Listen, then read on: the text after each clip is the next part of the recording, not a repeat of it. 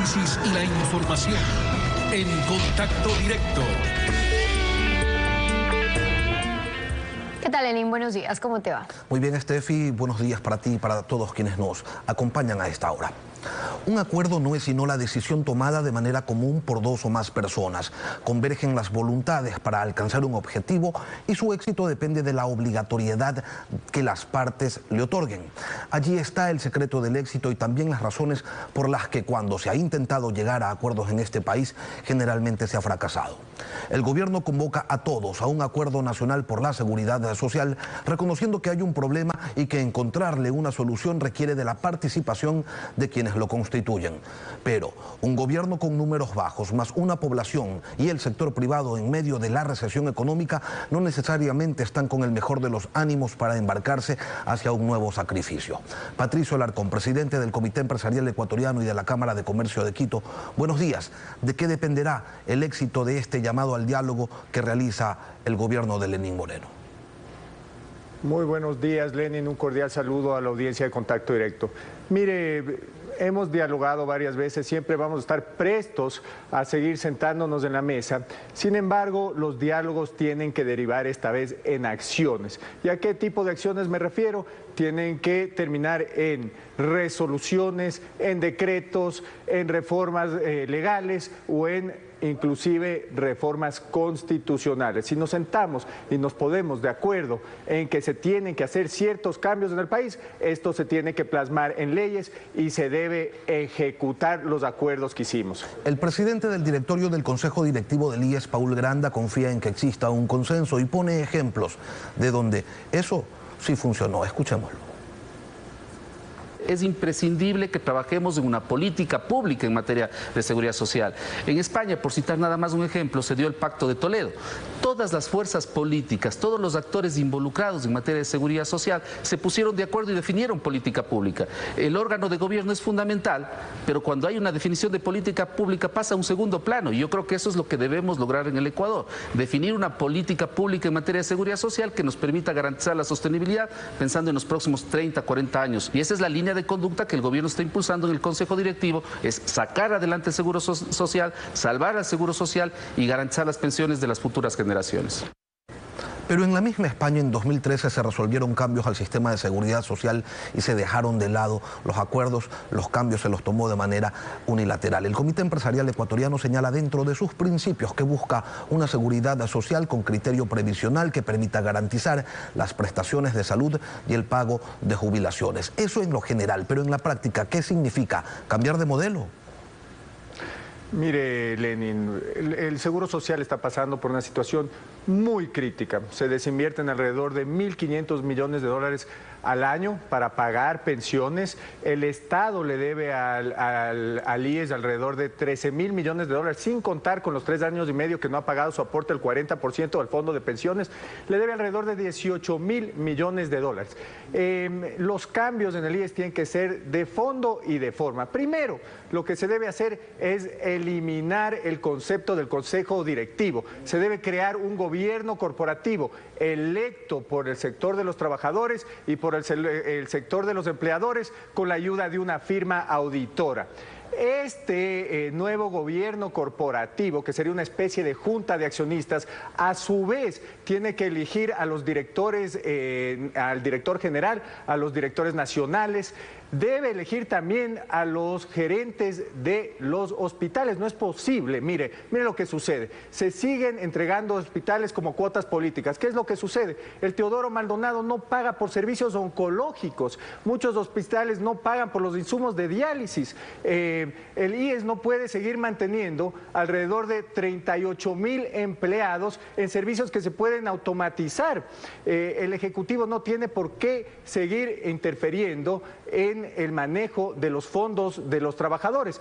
Otra solución, mire, el fondo de pensiones, tenemos que llegar a que se entreguen estos fondos o se trabaje en una capitalización y una capitalización individual, donde este dinero se puede inyectar al sector productivo, donde el trabajador pueda adquirir propiedad vía acciones de una compañía, donde el trabajador tenga derecho a adquirir obligaciones, donde el trabajador pueda adquirir papel comercial. Esto va a ayudar también a que el trabajador pueda monitorear qué es lo que está sucediendo con sus ahorros, cuánto es lo que va a recibir en cuanto a su jubilación. Y sobre todo, miren, en países como en Chile, esto ayudó a que la economía crezca. Solamente inyectar los fondos de pensiones en la economía ayudó a que la economía crezca alrededor de 2 puntos al año.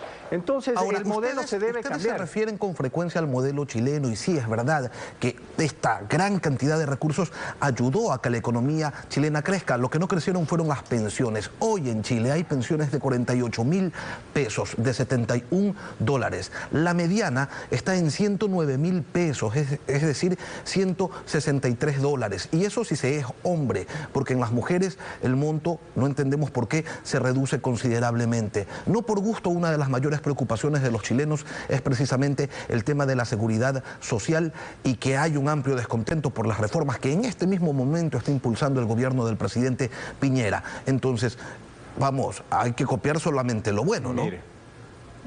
Mire, el concepto es diferente, y lo que hay que llegar es que el aporte, usted sabe que los trabajadores aportan un 20,6% de su salario al Instituto de Seguridad Social, apenas el 8,86% se va al aporte del fondo de pensiones. Hay que hacer bien las cuentas, y se debe hacer un aporte para recibir al final del periodo laboral, cuando se retire el trabajador, para definir cuánto es lo que puede recibir. Entonces, tal vez hay que subir el aporte para el fondo de pensiones.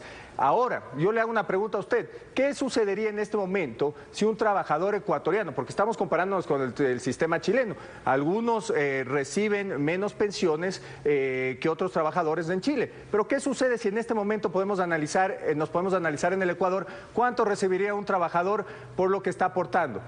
Aquí es ficticio lo que recibe el trabajador, porque todo lo que entra a caja ni siquiera se reparte, se desinvierte para poder pagar el fondo de pensiones. Es decir, un trabajador hace el cálculo en este momento de a dónde está yendo su aporte y cuánto va a recibir por su aporte, termina en cero, señor. Entonces sí, definitivamente se debe arreglar ciertos temas y cuantificar de mejor manera cuál va a ser el aporte, pero es mucho mejor de lo que sucede en el Ecuador. Además, que inyectando este dinero en la economía, el trabajador tiene no solo la oportunidad de invertir en el sector productivo, pero también la economía se empieza a mover. Entonces, no solo dependemos de créditos bancarios, sino que también se empieza a mover el mercado de valores y también empieza a crecer la economía.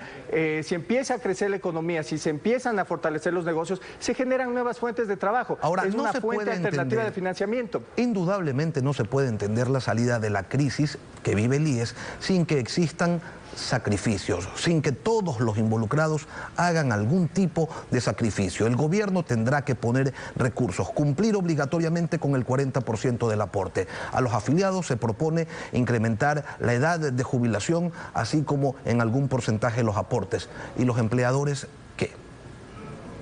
Mire, primero se debe cambiar de modelo de gestión. No es sostenible mantener a 38.000 personas, no es sostenible que de enero a marzo se haya gastando 1.300 millones de dólares, se han ido al gasto corriente y apenas se han invertido 2,4 millones de dólares.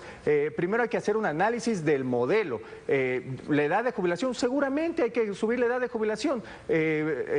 Ahora el mundo ha cambiado, la expectativa de vida ha subido, han bajado los índices de fertilidad, pues eso es evidente. Entonces debemos analizar con mucho cuidado cuál va a ser el nivel de aportes, porque usted ahorita, en este momento en el Ecuador, usted no puede incrementar el costo de contratación, y si usted sube el nivel de aportes, incrementaría el costo de contratación, y esto le quitaría competitividad al sector productivo, y seguiríamos con un problema que tiene el Ecuador, o se empeoraría el principal problema que tiene el Ecuador, que es el desempleo. A eso quería llegar. En Ecuador, el punto más alto de afiliados al Seguro Social por el sector privado se dio en noviembre del 2017, con 2.036.176 afiliados. Al día de hoy tenemos 30.910 afiliados menos. es decir, 30.910 empleos menos. Encontrarle una solución al problema del IES va de la mano con reformas laborales que apunten a generar más empleo y por ende más contribuyentes. ¿Cómo logramos eso? Mire, definitivamente para trabajar en competitividad, para que las empresas puedan contratar de una manera más agresiva, hay que hacer reformas laborales y no nos libramos de las mismas y tenemos que llegar a acuerdos. Yo creo que todos en este país, todos los ciudadanos, estamos de acuerdo que tenemos que ayudar a los 5 millones de ecuatorianos que no cuentan con un empleo formal y además esto va a fortalecer ciertamente la situación del Instituto Ecuatoriano de Seguridad Social. ¿Y qué propuestas estamos haciendo? Y estamos llegando a acuerdos con ciertos sectores sindicales. La una es eliminar la recarga en la contratación ocasional y eventual. Otra puede ser eliminar la figura del visto bueno. Otra puede ser mejorar o extender el periodo de pruebas en las contrataciones juveniles. La jornada laboral, tenemos que trabajar la jornada laboral. Nosotros proponemos que se puedan trabajar 40 horas en 3 días y medio, que el empresario pueda contratar en un día y medio más a más trabajadores sin pagar horas complementarias, o bajar la jornada laboral a 35 horas para que puedan trabajar el fin de semana 5 horas adicionales los trabajadores sin pagar horas complementarias. Extender el periodo de prueba, muy importante, extender el periodo de prueba para nuevas contrataciones o nuevos emprendimientos. Extender el periodo en que se puede trabajar en pasantías. Entonces, hay algunos arreglos a los que podemos llegar o algunos acuerdos a los que podemos llegar con los trabajadores, y lo importante es que se envíe un proyecto de ley una vez que estemos de acuerdo, especialmente con el sector de los trabajadores, para que estas reformas se hagan cuanto antes, porque es parte de los problemas, es una parte de los problemas de competitividad que en este momento tiene el país. Pero el diálogo toma su tiempo, las urgencias están allí, esperemos que en el futuro se empiecen a observar los resultados con una mayor celeridad. Gracias, Patricio Alarcón, presidente del Comité Empresarial Ecuatoriano, por venir a Contacto Directo. Gracias, Ley. Son las 7 de la mañana con 16 minutos. Vamos a una pausa y al regresar estará Javier Zavala, el consejero de Participación Ciudadana y Control Social Transitorio. Una función judicial que no funciona, que evidencia poca eficacia. ¿Qué pasa o qué ocurre con la delincuencia organizada? Lo analizamos al volver. Quédese usted en nuestra sintonía.